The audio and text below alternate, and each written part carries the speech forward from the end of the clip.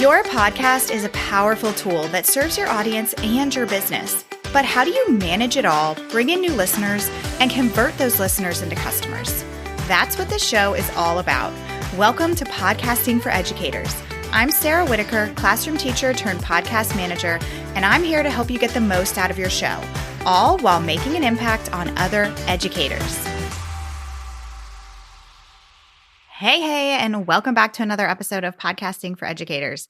Today, we're going to talk about a topic that I hope will be really helpful to many of you if you are currently a one-man or one-woman show when it comes to producing your podcast. We are chatting about everything you need to know about hiring a podcast manager. A huge piece of what we do here at Podcasting for Educators is full podcast production for our retainer clients. And I have a podcast manager myself for this show. Shout out to Brandy. So I'm coming at this topic from both lenses, both as a podcast manager and as a client who has hired a podcast manager. I'm going to be talking about why you might decide to hire a podcast manager, how you know it's time to move forward with that hiring, and exactly what to expect when you go to hire and work with a podcast manager long term. So if you have been considering hiring a podcast manager, then this episode is definitely going to equip you with all kinds of great information so that you can feel confident going into this process. I've done a couple of other episodes on a similar topic, but I've never done this deep of a dive. If you want to learn a little bit more about hiring after listening to this episode, I would check out episode 49 that I did with Lauren Wrighton. We talked all about outsourcing and really what the differences are between a podcast manager and a virtual assistant. And then I also talked with Janice Cook in episode 87 about what to know before hiring in your teacher business. So we weren't specifically talking about podcast managers. That's kind of overall hiring in your business. So those would be two other great episodes to check out. So first, let's talk about why you would even hire a podcast manager.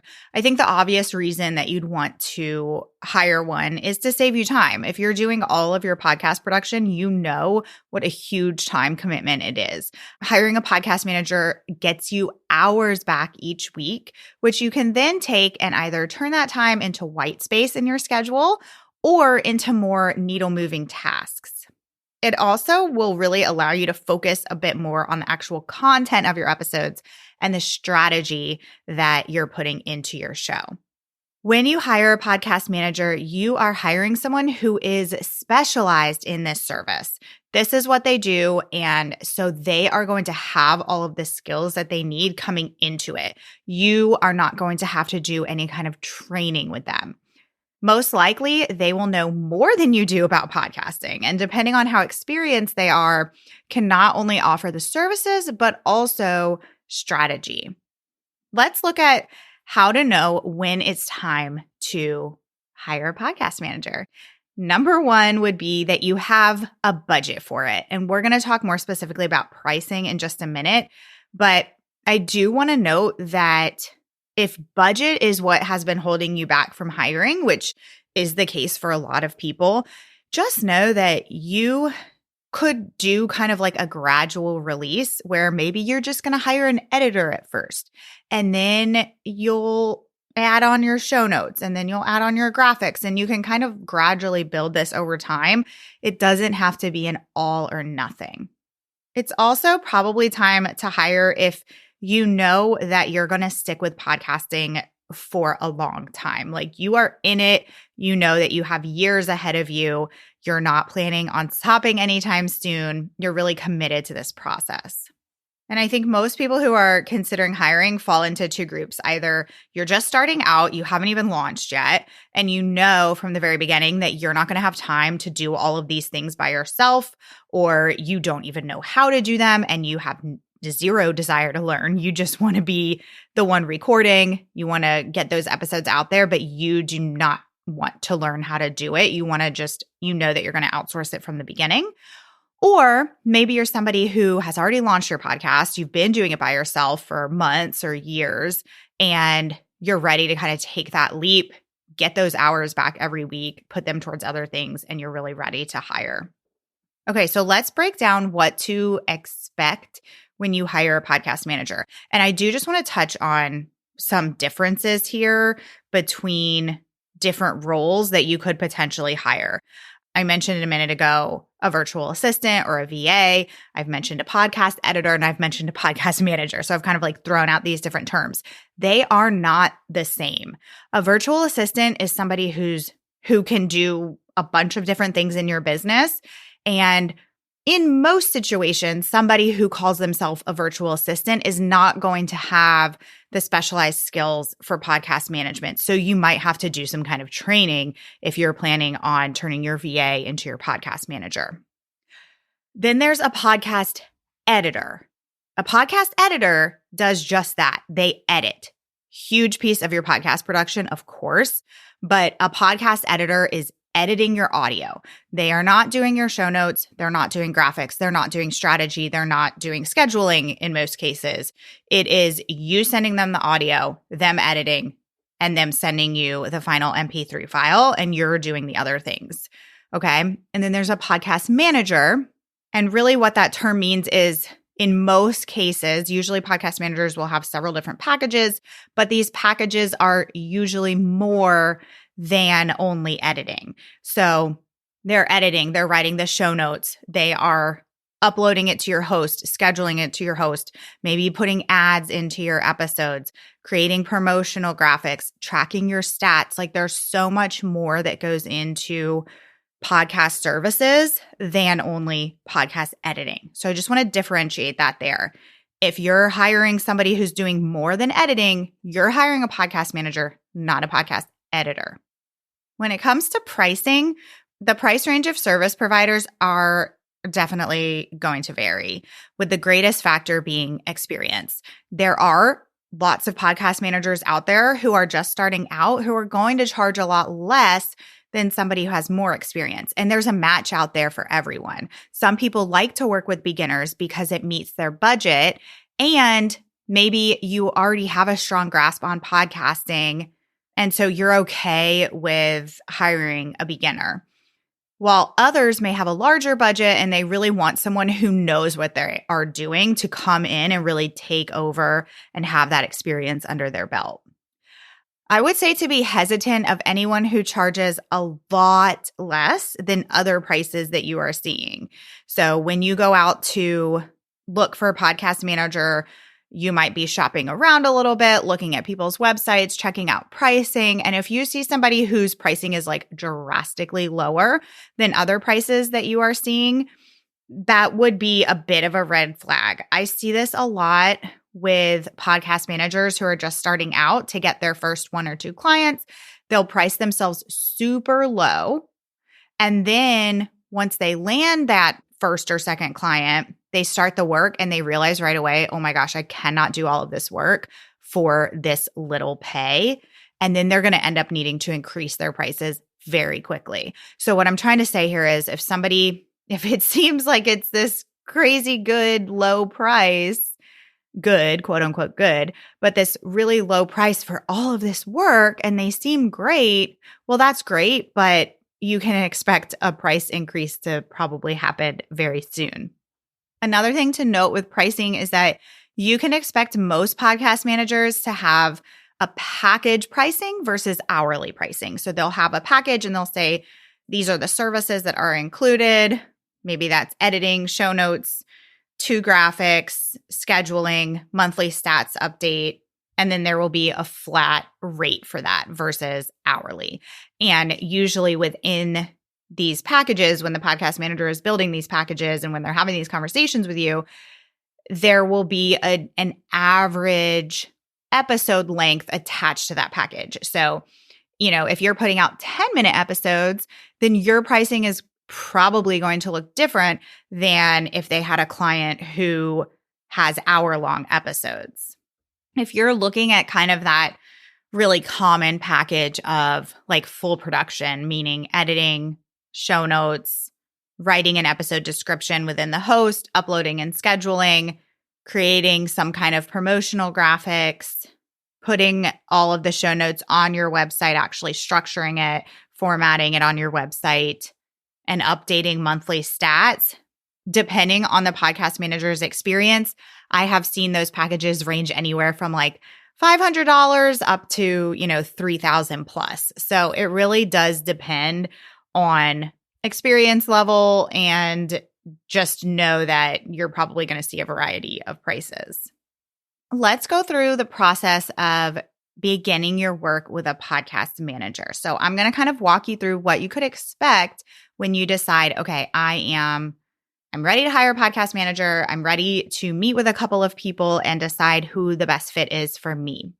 Once you've decided who you want to meet with, and this might be just one person, it might be 3 people. I probably wouldn't do many more than 3 to start with. But once you know who you want to talk to about their services, you would book a discovery call with that person. You can usually find a link to book a discovery call on their website. If they don't have a website, then they probably have a portfolio that they can send over to you. And on that portfolio would be a link to book a discovery call. So when you click that link, you would choose a date and time. In many cases, there would also be some sort of intake form at the time that you book this call. And this is a free call. Usually it's, around 20 minutes or so.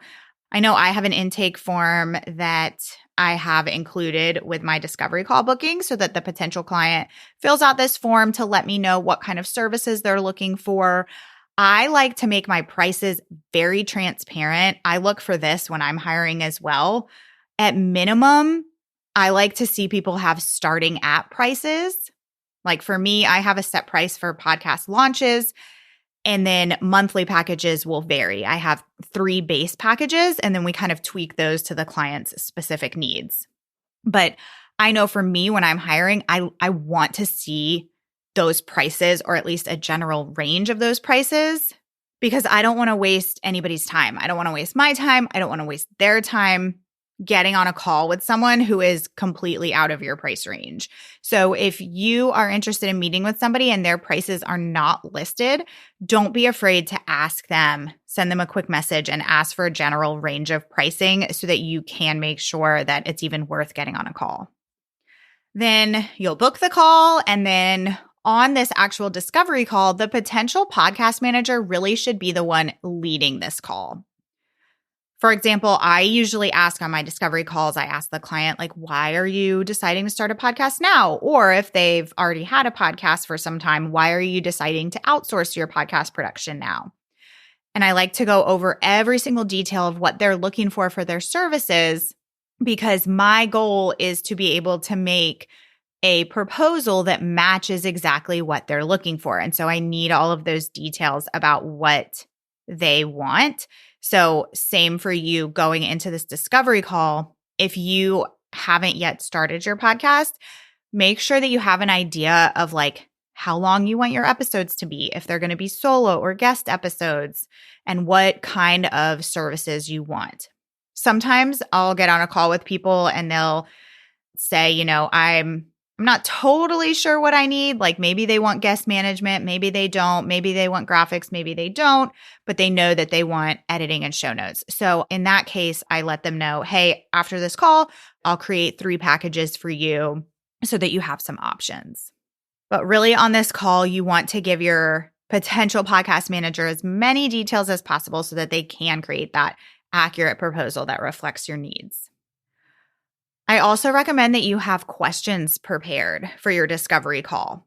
Just like in a job interview, if you're being interviewed and the person asks you, what questions do you have for us? Sometimes our mind kind of goes blank. So it's good to have these prepared ahead of time, and they'll probably just organically come up for you as you're talking to the potential podcast manager. But some questions that you might want to ask are things like, how soon do I need to have episodes to you? Do you charge extra for months that have 5 weeks? Meaning that if your contract is going to say that you get 1 episode produced per week, well, some months that's going to be 4 episodes, and some months that's going to be 5 episodes. For us, I create our packages so that it's just a flat rate.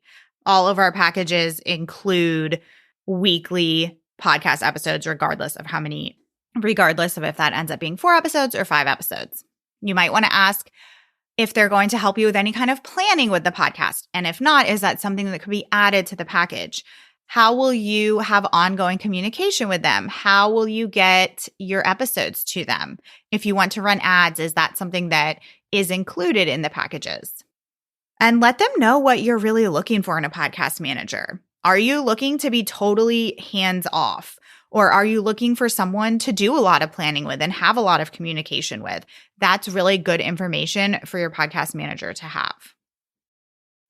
Okay, so then after the discovery call, the next step is that the podcast manager will create a proposal and a contract for you for your services.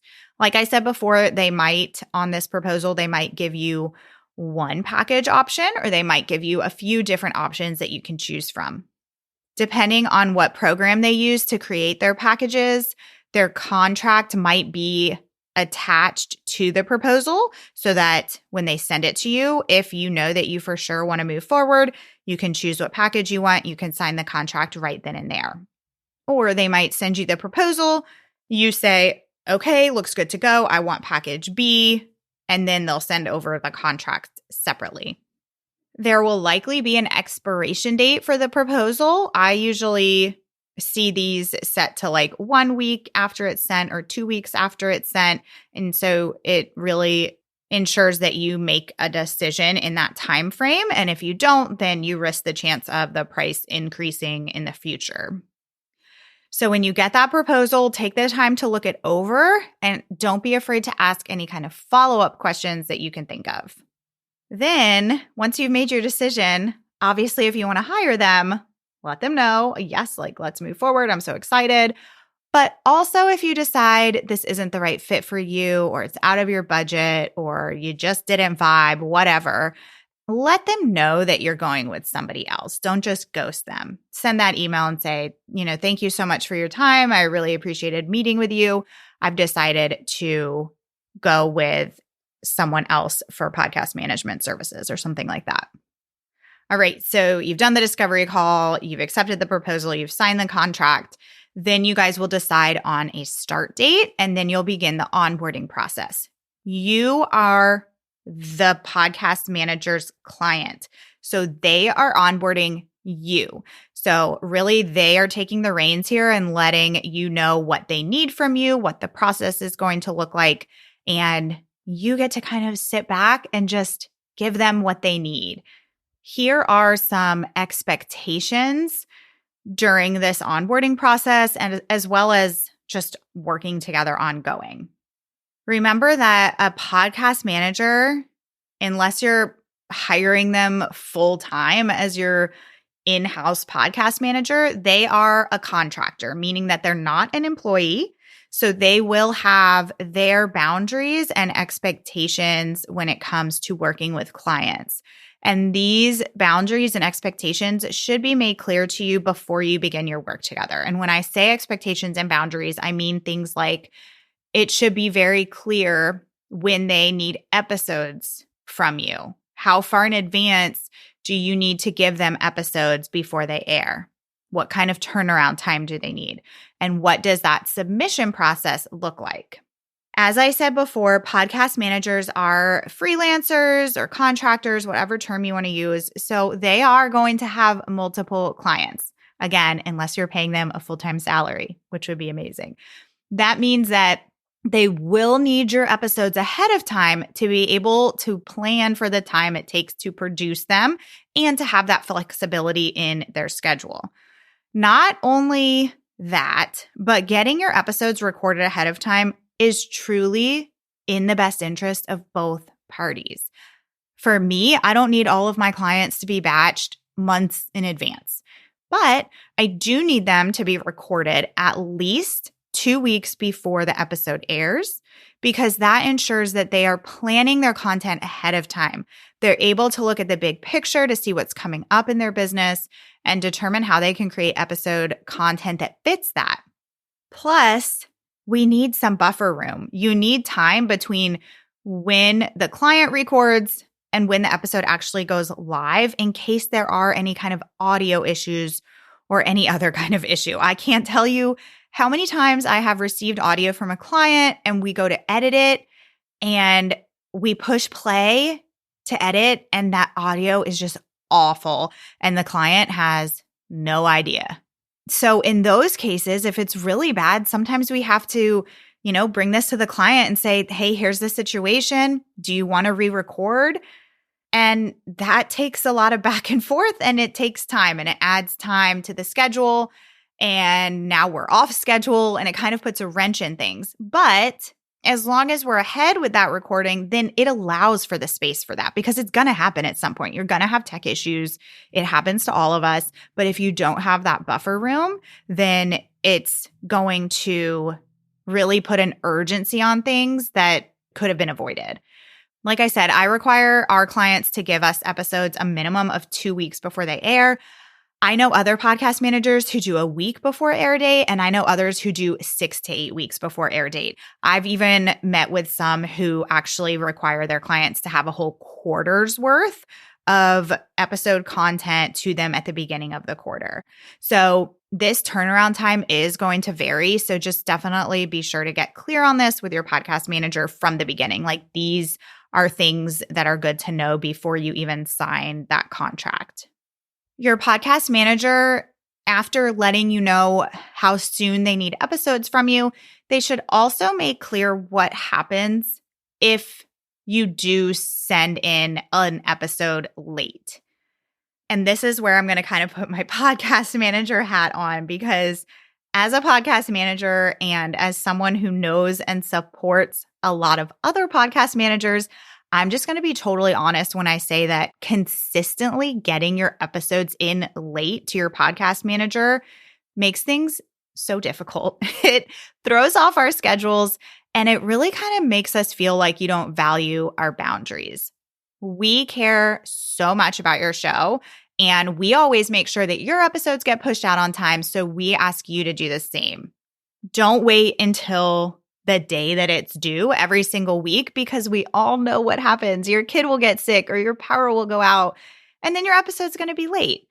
I heard a quote, I think it was like on an Instagram reel a while ago, and it really stuck with me, especially as someone who has always had a really difficult time enforcing boundaries. I'm getting better, but it's definitely something that I'm always working on as a service provider. And that was, don't make someone else's emergency your emergency.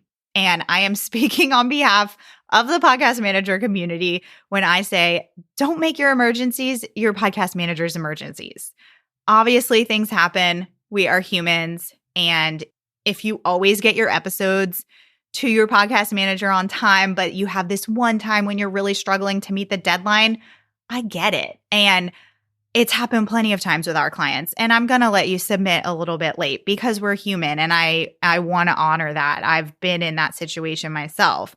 It's when it's a constant occurrence that frustration and that resentment can happen.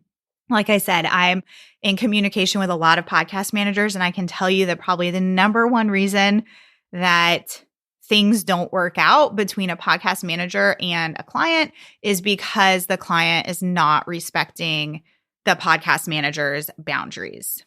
So all in all, your podcast manager should tell you what will happen if your episode is late.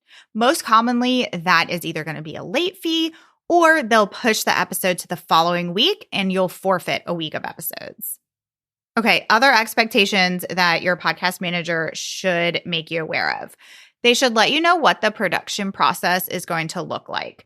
They should really lay out clearly what it's going to look like for you to submit your episodes to them, what it will look like when they're producing the episodes, and then what's going to happen once your episode is fully produced, it's scheduled, and it's ready to go. An example of that process for us, we use ClickUp for project management for my team and I. And so we have a quick form that our clients fill out. They have this bookmarked on their computer and we have a shared Google Drive. So they just drop their audio in the Google Drive. They go to the form, they submit their episode telling us, what the episode number, title is, when it's going to go live, as well as any notes for us that we would need to know. So maybe they want to tell us something specific about what they want us to take out in the episode for editing, or maybe they want to tell us about a tech issue that they had or whatever. If it's a guest episode, they can submit the guest headshot and their bio at that time so that we have everything that we need when the client submits that episode, so that when we go to work on that episode, there are no bottlenecks. We have it all. We have the audio, we have their notes, we have everything we need so that we can smoothly produce this episode. Once the episode is scheduled, we have a confirmation email that we send out to the client to say, hey, great news, your episode's ready. And if there's any kind of deliverables that we give them, like audiograms or anything like that, that gets delivered at that time as well. During the onboarding process, your podcast manager should tell you where they're keeping track of due dates for your episodes. Again, we work on ClickUp, and we have a special page for each client that I call the client view that, again, they can bookmark to their computer, and we list out all of their upcoming episodes and the dates that they are due to us and the dates that they go live. We also send out email reminders weekly if they have an episode due that week, so that things just stay on track. Everybody knows what's coming up. Everybody knows what their role is in that, and things can keep chugging along as smoothly as possible. Okay, so those are some typical things that you can expect to get clear on during the onboarding process. You'll also probably need to share some credentials with your podcast manager. Like if they're doing show notes on your website, you'll need to add them to your website. You'll need to share logins for your podcast host and anything else that they might need. LastPass is a great way to share logins in a confidential way. After the onboarding, you can expect there to be a little period of adjustment as you all get used to working with each other and as you get used to the routines and the processes that are set in place for you guys to be working together. Once you get in a groove, things should honestly run like clockwork, and then you get to reap the benefits of handing off your episodes, and you get that time back in your week. One of the last things I'll say is just to remember that you can't read your podcast manager's mind, and your podcast manager can't read your mind. If you notice, and this goes for anybody that you hire in your business, if you notice that there's a particular way that your podcast manager is doing something that you would like changed or adjusted, just let them know. They want to make you happy. So just voice anything that might be bothering you. Similarly, be sure to let them know that you're happy with their services too, if you really love the way that things are going. And don't be afraid to bounce ideas around or ask for your podcast manager's questions or for feedback from them of ideas that you have. As service providers, we love to hear that you're enjoying our work, and we also love to know that you value our opinions. I love when my clients send me messages like, hey, I'm thinking about doing this, or this is kind of a goal that I have. Do you have any ideas on how I could reach that? I love that kind of back and forth, and I feel valued knowing that they want my opinion. If you're looking for a podcast manager, that is a huge part of what we do here at Podcasting for Educators. At the time of this recording, which is October 2023, we do not currently have any retainer client spots, but we will have one or two beginning in January of 2024. If you're looking for help right away, I would recommend posting a job opportunity at www.hireapodcastmanager.com. And when you do that, it will give you the opportunity to fill out exactly what you're looking for, like what services you're looking for, what your budget is. And it will go to a community of podcast managers. That's Lauren Wrighton's community of podcast managers. If you've heard her on the podcast before, she's been on here a few times. And I actually help support that community. So I can tell you that there are so many great podcast managers in there. So if you're looking for somebody right now, that is where I would go. If you choose to take this leap and hire a podcast manager anytime soon, congratulations. I know you're going to love it, and it will honestly be a total game changer for you. It will help breathe life back into your podcast because it will just give you that space to really just focus on creating the content. I hope this episode helps to prepare you for what's to come. If you have any follow-up questions, you can always reach out to me on Instagram at Podcasting for Educators. Thanks so much for tuning in today, and I will see you here next week. Thanks so much for listening to today's episode. To keep this conversation going, connect with me on Instagram at Podcasting for Educators. I'm always looking for an excuse to talk about podcasting. If you're looking for support in launching, managing, or growing your podcast, check out my online course, the Podcasting for Educators Prep School, at podcastingforeducators.com/prep school. I'll see you here next time.